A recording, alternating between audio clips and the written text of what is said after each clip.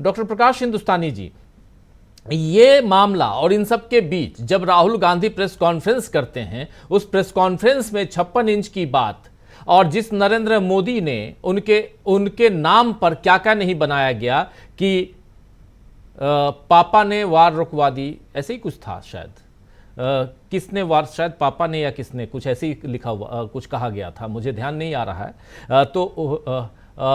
तो वार रुकवा दी, ये सब उस समय कहा गया। लेकिन क्या नीट के लिए जो आज छात्र वो भी युवा डॉक्टर बनना चाहते हैं, यूसीजी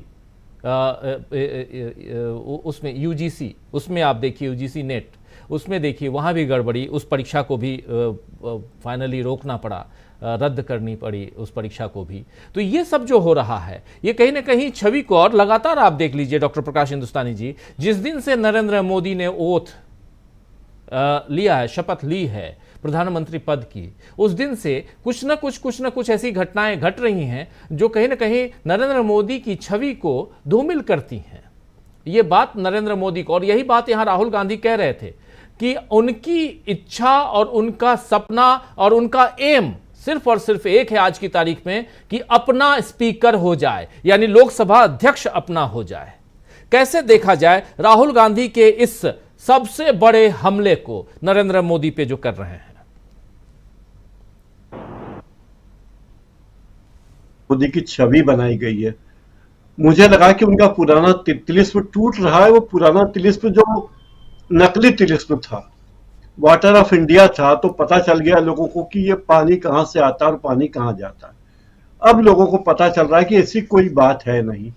और जितना खुल के राहुल गांधी ने आज कह दिया है कि 56 इंच से 30-32 इंच रह गया, मतलब आप समझ लो कि उनकी क्षमताएं आधी भी नहीं बची और स्थितियां बहुत अनुकूल नहीं है मोदी जी के। आप देश के हालात देखेंगे तो लगेगा कि नीट के परीक्षा देने वाले विद्यार्थी परेशान है, यूजीसी में जो डॉक्टर बनने वाले विद्यार्थी वो परेशान है। देश में 3 विदेशी पत्रकारों को पिछले दिनों भारत से बाहर निकाला गया है क्योंकि वे जो रिपोर्ट कर रहे थे उससे मोदी जी की छवि, भारत सरकार की वो छवि नहीं बन रही थी। यह भी एक बात है। एक खबर आई कि यवतमाल जिले में, महाराष्ट्र के यवतमाल में, जहां मोदी जी की पार्टी सहयोगी दल के रूप में है, मोदी जी के नेता उप मुख्यमंत्री हैं, वहां 152 दिन में 143 आत्महत्याएं हुई है अमरावती जिले में। उसके पड़ोसी यवतमाल में, अमरावती के पड़ोस में यवतमाल है, वहां 5 महीने के 152 दिन में 132 आत्महत्याएं हुई। यानी लगभग एक आत्महत्या हर जिले में किसान रोज कर रहे हैं और सरकार को उसकी कोई चिंता नहीं। तो हालात अब, क्योंकि कितने दिन तक कोई अपनी शक्ल छुपाएगा, कितने दिन तक बीजेपी के नेता एक नकली छवि बना के रखते, वो नकली छवि कभी न कभी तो टूटना ही थी। और अचरज ये है कि 10 साल तक एक नकली छवि गढ़ी जा सकी और लोगों ने उस पर भरोसा किया। अब जाकर लोगों के मन से भरोसा टूटा है।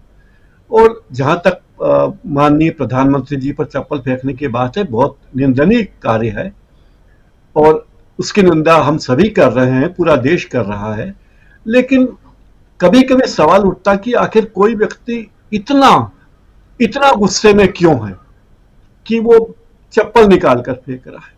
ये भी एक सोचने वाली बात है कि जिस देश के लोग प्रधानमंत्री नरेंद्र मोदी का हर भाषण गीता के प्रवचन की तरह, गीता के वाचन की तरह सुनते थे, भीड़ लगा लेते थे उनको सुनने के लिए, लाखों लोग आते थे, टीआरपी बढ़ जाती थी, उनको सुनने के लिए कोई नहीं आता। और नीतीश कुमार उनके सामने, उनकी मौजूदगी में, नालंदा विश्वविद्यालय की स्थापना में बात कहते हैं कि कलाम साहब ने ये किया था। मतलब साफ है कि भाई इसकी क्रेडिट लेने की कोशिश आप मत कर लेना, आपका इसमें कोई योगदान नहीं है, ये नीतीश कुमार कह रहे हैं। स्पीकर बनाने की जद्दोजहद बीजेपी में अब भी है और लग रहा है कि किसी तरह राजनाथ सिंह जैसे वरिष्ठ नेता को जिम्मेदारी दी गई है कि वो दोनों एनडीए के सहयोगी दलों को खुश करें, पटाएं। लेकिन अब मामला बहुत आसान नहीं बचा है। देश में हर जगह देखिए हालात बिगड़ रहे हैं। जो मंत्रिमंडल उन्होंने बनाया उस मंत्रिमंडल के लोग उनसे नाराज हैं। कोई बोलता है कि मैं वापस इस्तीफा देना चाहता हूं, किसी को बेटी पढ़ाओ बेटी बचाओ कहना नहीं आता।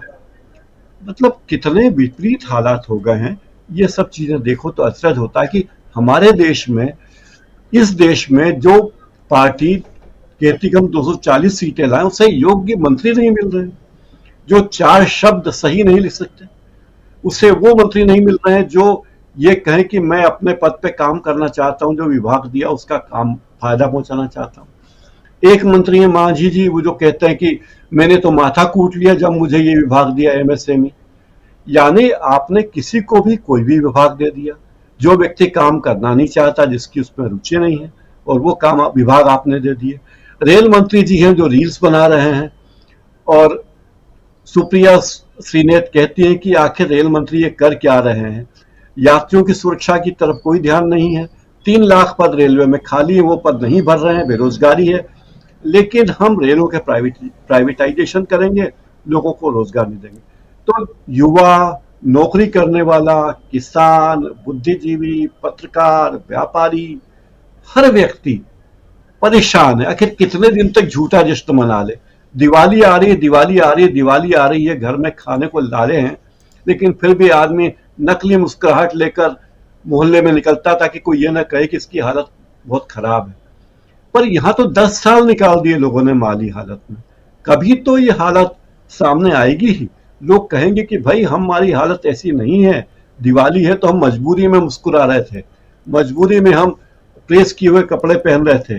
तो ये सब हालात देश के हैं, और प्रधानमंत्री जी को ये संदेश राहुल गांधी का मिल गया होगा, और उन्हें उस संदेश को, राहुल गांधी के संदेश को सकारात्मकता से लेना चाहिए कि राहुल गांधी ने उनकी जो असलियत बखान की है, उन्हें अब उस पुराने छद्म से बाहर निकलना चाहिए और बताना चाहिए कि भाई देश के सामने ये चुनौती है, और विपक्ष को, सारी पार्टियों को साथ लेके चलना चाहिए, जो उन्होंने नहीं किया।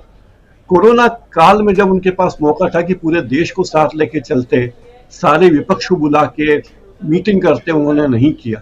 तो अब उसका खामियाजा उन्हें भुगतना पड़ेगा। देश अपने हिसाब से जवाब दे रहा है, और अब जो बार बार कहा जा रहा है कि ये सरकार कितने दिन की है, कब बदलाव होगा, राज्यों में अब बदलाव की शुरुआत होने ही वाली है, दिल्ली में भी कब बदलाव होगा ये कहा नहीं जा सकता। राजीव जी। जी बिल्कुल बिल्कुल बिल्कुल। कब क्या होगा ये कहा नहीं जा सकता, लेकिन आने वाले समय में बहुत कुछ होने जा रहा है, ये दिखाई दे रहा है। और अगले 2-3 दिनों के बाद, जैसे ही मंडे से लोकसभा की शुरुआत होगी, उसके बाद कहानी आप बदलते हुए देखेंगे बहुत तेज़ी से। रोज